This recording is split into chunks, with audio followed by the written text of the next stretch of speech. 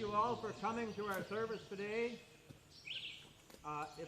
It's the 150th anniversary of Memorial Day. Wow. And our speaker today is Spencer Brand and his brother Sherman Brand. The music is by Roger Gordon, your friend and neighbor. And the bugler is Brian Orthoff. Well, good morning. I'm Spencer Brand, and this is my brother Sherman. This is very special for us because it's like you've invited us into your family. We grew up outside of Minneapolis, but my parents lived south of Marcel and Lake Caribou for 30 years, and so we come up every Memorial Day, and gives us an opportunity to do this. And as you were mentioning, celebrating the 150th anniversary of Memorial Day, it's designed to really honor veterans, those that have served our nation through many of the engagements that we've been involved in, all the way back, frankly, to the Revolutionary War. But it's also a time to come, especially for you, to a cemetery to remember other people that sacrificed for you, not because they were in the military, but because they were mothers and fathers and wives and sons and daughters, even as you see some of these tombstones here. And so once again, those in uniform are serving us to bring us together, even as families, in ways that otherwise we wouldn't do except for this day. And it kind of reminds me of this whole saying that there's no limit to what you can accomplish if you don't care who gets the credit. Or of course, President Kennedy, ask not what your country can do for you, but what you can do for your country.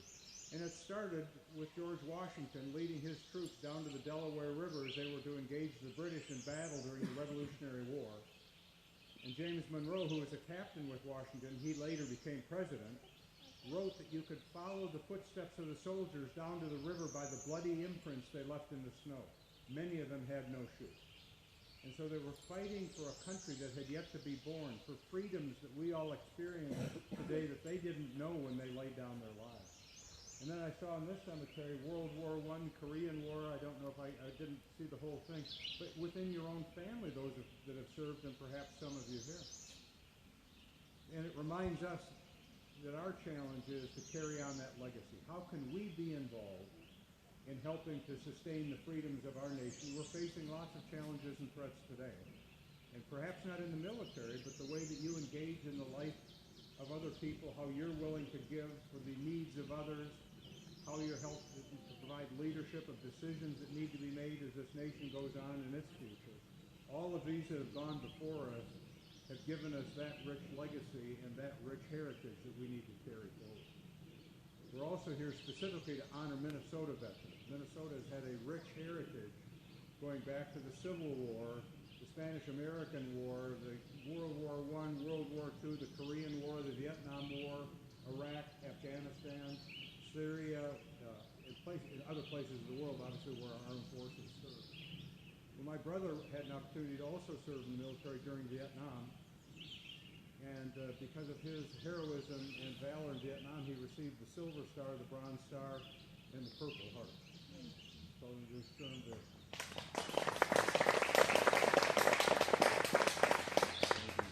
47 years ago next month, the platoon I was a part of was ambushed by a large enemy force. And I remember as the ambush began, the smoke just pouring out of the brush as they were firing at us. I was infantry platoon medic, and so I was yelling up ahead to the CM. Some of my guys needed help, and as I was yelling, I felt my scar and realized that bullet had taken a chunk out of the top of my helmet.